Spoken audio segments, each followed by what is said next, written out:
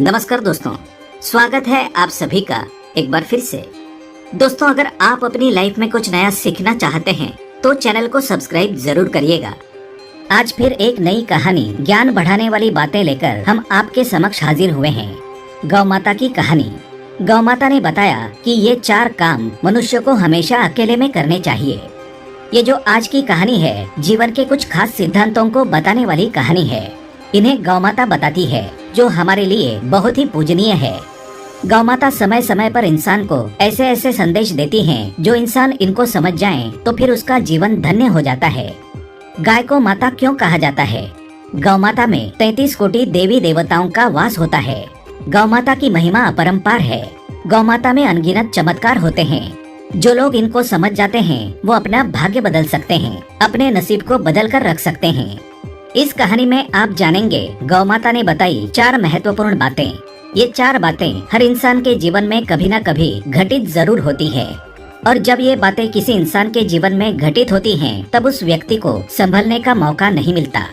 इतनी खतरनाक ये 4 बातें साबित होती है। इसलिए इन 4 बातों पर गौर करें, इन्हें ध्यान से सुनें और अपने जीवन में इन 4 बातों पर अमल जरूर करें। सुखी जीवन का सार बताने वाली ये कहानी है।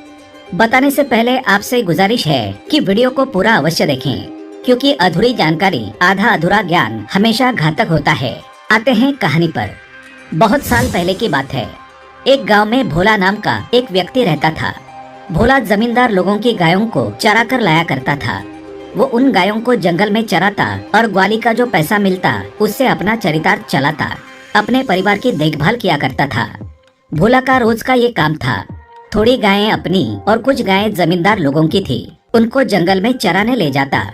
बहुत ज्यादा पैसे तो नहीं मिलते थे, लेकिन जैसे तैसे उसका गुजारा हो जाता था। जिस जंगल में भोला गाय चराने लेकर जाता था, उसी के पास एक पहाड़ था। उस पहाड़ में एक गुफा थी। उस गुफा में एक साधु रहा करते थे। साधु के पास एक ऐसी चमत्कारी गाय थी, जो रोज भोला की गायों में शामिल हो जाती और चरती। सभी गायों के साथ चारा पानी खाने के बाद जब भोला शाम के समय अपनी गायों को घर लेकर जाता, तब रास्ते में वो गाय अलग रास्ता पकड़ लेती थी और अपने स्थान पर चली जाती थी। जब भोला सुबह के समय गायों को जंगल में चराने लेकर जाता था, तब वो गाय कहीं आधे रास्ते में उन गायों में शामिल हो जाती थी। ज्यादा गायें होने के कारण भोला को पता नहीं चलता था। एक दिन भोला जंगल में अपनी गायों को संभाल रहा था, तब उसने गायों की गिनती की। उसने देखा कि एक गाय उनमें ज्यादा है। भोला ने सोचा कि मुझे जो पैसे मिलते हैं वो 99 गायों को चराने के मिलते हैं, और यहाँ पर गायें गिनती में 100 आ रही है। भोला शाम को लौटने के बाद जिन लोगों की गायें थी उनके पास गया और उनसे कहने लगा कि मुझे जो पैसे मिलते हैं वो 99 गायों के मिलते हैं, लेकिन मैं जो चरा कर लाता हूँ वो पूरी 100 गायें हैं। भोला की इस बात को सुनने के बाद सभी जमींदार लोग कहने लगे कि भोले, तुम हिसाब में कच्चे हो। हमने जो गाय तुम्हें चराने के लिए दे रखी हैं, उन्हीं गायों का पैसा हम तुम्हें देते हैं, ना कम ना ज्यादा। तब भोला ने फिर से गायों की गिनती कर ली। अब उसके पास वही 99 गायें थी। अब भोला सोचने लगा कि जब जंगल में मैंने गिनती की थी उस वक्त पूरी 100 गायें थी, लेकिन यहाँ पर 99 कैसे हो गई? भोला ने सोचा, हो सकता है किसी और की गाय आई हो। भोला दूसरे दिन फिर से गायों को लेकर चला गया। तभी रास्ते से वही साधु की गाय इन गायों में शामिल हो गई। भोला ने जंगल में जाकर फिर से गायों की गिनती की। भोला को पूरी 100 गायें मिली। भोला अब अचंभे में पड़ गया। फिर शाम के समय गांव में वापस पहुंचकर उसने गायों की गिनती कर ली। अब वहां पर उसे 99 गायें मिली। तब भोला ने सोचा कि किसी अन्य की गाय चरने आ जाती है, रास्ते में कहीं पर मेरी गायों में शामिल होकर चरने आती होगी। अब भोला तीसरे रोज एक अन्य व्यक्ति को अपने मित्र को साथ लेकर जंगल चला गया। उसने कहा कि शाम के समय तुम सभी गायों को घर वापस ले आना। मुझे किसी काम से जाना है, तो मैं गायों को वापस गांव नहीं ले जा पाऊंगा। जब शाम का समय हुआ, भोला थोड़ी दूरी पर झाड़ियों में छुपकर बैठ गया। उस दूसरे व्यक्ति के साथ गायों ने घर का रास्ता पकड़ लिया। भोला छुपकर झाड़ियों के आड़ में चलकर गायों पर नजर रख रहा था, पीछे पीछे चल रहा था। जब गायें आधे रास्ते पर आ गई, तब भोला ने देखा कि झुंड में से एक गाय ने अलग रास्ता पकड़ लिया है। वो दूसरी दिशा में जा रही है। भोला चुपचाप उस गाय का पीछा करता चला गया कि देखे तो सही कि किसकी गाय है। भोला का मित्र उसकी सभी गायों को लेकर घर चला गया और भोला उस गाय का पीछा करता हुआ एक पहाड़ की कंदरा में पहुंच गया। वो गाय उस पहाड़ की एक गुफा में चली गई। भोला भी उस गाय के पीछे पीछे पहाड़ की कंदरा में उस गुफा में घुस गया। वहाँ छुपकर वो देखने लगा। उसने देखा कि वहाँ पर एक साधु तपस्या में लीन हो बैठा था। वो साधना कर रहा था। उसके चेहरे पर बड़ा तेज था। गाय वहाँ पर पहुंचकर खड़ी हो गई। फिर साधु ने अपनी आंखें खोली और उठकर गाय को बांध दिया। गाय का दूध निकालकर वो अपना भोजन बनाने में व्यस्त हो गया। भोला वहीं छुपकर सब कुछ देखता रहा। थोड़ी ही देर में उस गाय ने गोबर किया। वो सोने का गोबर था। साधु ने तुरंत जाकर गाय के गोबर को उठा लिया और अपने धन भंडार में रख दिया। भोला इस सारी घटना को छुपकर देख रहा था। उसे अपनी आंखों पर विश्वास नहीं हो रहा था। भोला उस गाय के पास चला गया और गाय से बोला कि गाय माता, मैं एक निर्धन ग्वाला हूँ। दिन भर 99 गायों को चराता हूँ। आप भी उसी में आ जाती हो। लेकिन गायों को चराने से पर्याप्त धन नहीं मिलता जिससे कि मैं अपने परिवार का अच्छे से लालन पालन कर सकूं। तब वो गौमाता भोला से कहने लगी कि मैंने तुम्हें देखा है। तुम गायों को बड़े प्रेम से रखते हो। उन्हें कभी मारते धुतकारते नहीं हो। मैं थोड़ी देर में गोबर करने वाली हूँ। उस गोबर को उठाकर तुम अपने घर ले जाना। तब भोले ने कहा कि गौमाता, गोबर से क्या होगा?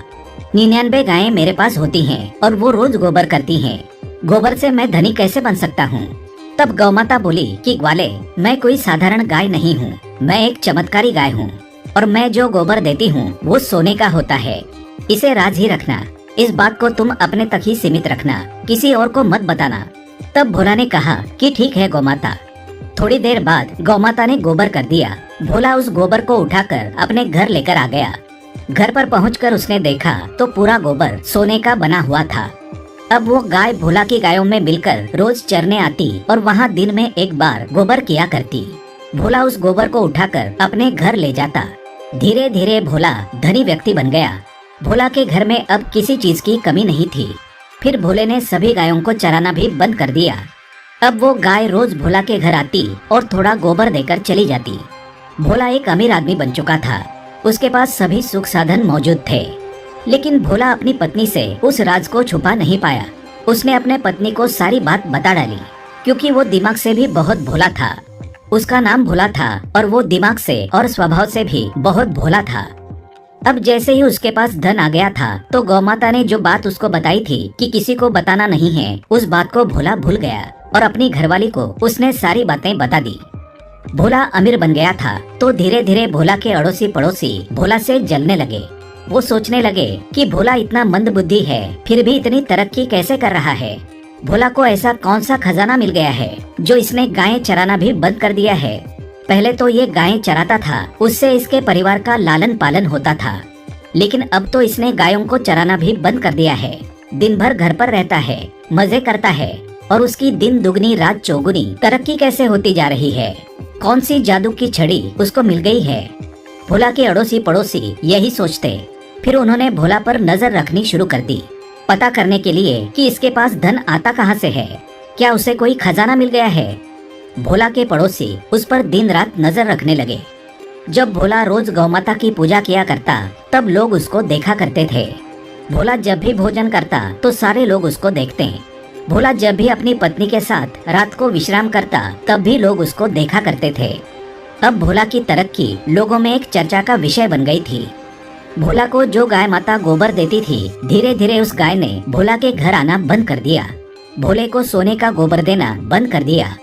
धीरे धीरे भोले के पास जितना भी धन पड़ा हुआ था वो सब खर्च होते गया और धीरे धीरे एक ऐसा समय आया कि भोला बिल्कुल निर्धन हो गया। भोला के पास कुछ भी नहीं बचा। भोला रास्ते पर आ गया। पहले वो जितना गरीब था उससे भी खराब हालत में पहुंच गया। खाने के लाले पड़ गए।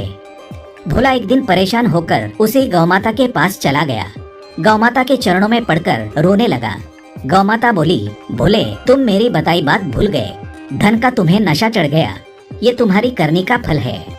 आज मैं तुम्हें एक खास सलाह देती हूँ। मैं तुम्हें ऐसी 4 बातें बताऊंगी। अगर इन बातों को तुम जीवन भर याद करोगे और इन पर अमल करोगे तो जिंदगी में कभी भी नहीं पछताओगे। भोला बोला, ठीक है गौमाता, आप मुझे वो बातें बताइए, उनका मैं सख्ती से पालन करूंगा। तब गौमाता कहने लगी कि भोले ये 4 काम व्यक्ति को हमेशा अकेले में करने चाहिए। पहली बात, जब भी आप भगवान का ध्यान करें, भजन करें तो हमेशा अकेले में ही करें। भगवान का भजन अगर आप लोगों के सामने करेंगे तो उसका असर ही आपको नहीं मिलेगा। उसका श्रेय देखने वाले लोग ले जाएंगे। इसलिए भगवान का भजन जब भी करो अकेले में करो। भगवान की अगर आप कोई साधना करते हैं, किसी मंत्र को सिद्ध करते हैं, किसी भी प्रकार की आप भक्ति करते हैं तो उसे अकेले में करना चाहिए, पर्दे में करना चाहिए। गौमाता आगे कहने लगी, दूसरी बात गौर से सुनो, भोजन भी हमेशा अकेले में और पर्दे में करना चाहिए। भोजन को भी खुलेआम कभी नहीं करना चाहिए। अगर आप खुलेआम भोजन करते हैं तो सबसे पहले तो माँ अन्नपूर्णा का अपमान होता है, दूसरा आपके भोजन का अपमान होता है।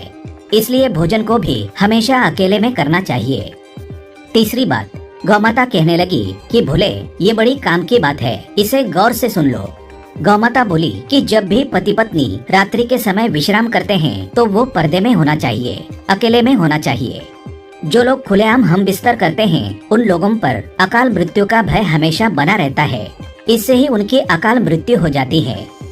चौथी और आखिरी बात गौमाता ने बताई, भोले ये सबसे खास और सबसे महत्वपूर्ण बात है, इसको जीवन में हमेशा याद रखना। गौमाता बोली कि अपनी कमाई का जरिया, अपनी आमदनी का जरिया किसी को नहीं बताना चाहिए, इसको भी हमेशा पर्दे में रखना चाहिए, अपने सीने में दफन रखना चाहिए। अगर आप अपनी कमाई का जरिया, अपनी आमदनी का जरिया अन्य किसी को बताते हैं तो एक दिन ऐसा आएगा कि आपकी कमाई का जरिया ही खत्म हो जाएगा, आपके हाथों से आपका कमाई का जरिया निकल ही जाएगा। हो सकता है आपके कमाई के जरिए पर आप जो भी काम कर रहे हैं उस पर किसी दूसरे व्यक्ति का कब्जा हो जाए, इसलिए अपनी कमाई का जरिया कभी किसी को नहीं बताना चाहिए। गौमाता ने ये 4 बातें भोला को बताई। भोले ने उन 4 बातों का सख्ती से पालन किया। फिर गौमाता ने अपना गोबर भोला को देना शुरू कर दिया। अब भोला के फिर से अच्छे दिन आ गए। ये कहानी हमें सीख देती है कि जीवन में हमें कभी भी इन 4 बातों को किसी को नहीं बताना चाहिए, इनको हमेशा पर्दे में रखना चाहिए।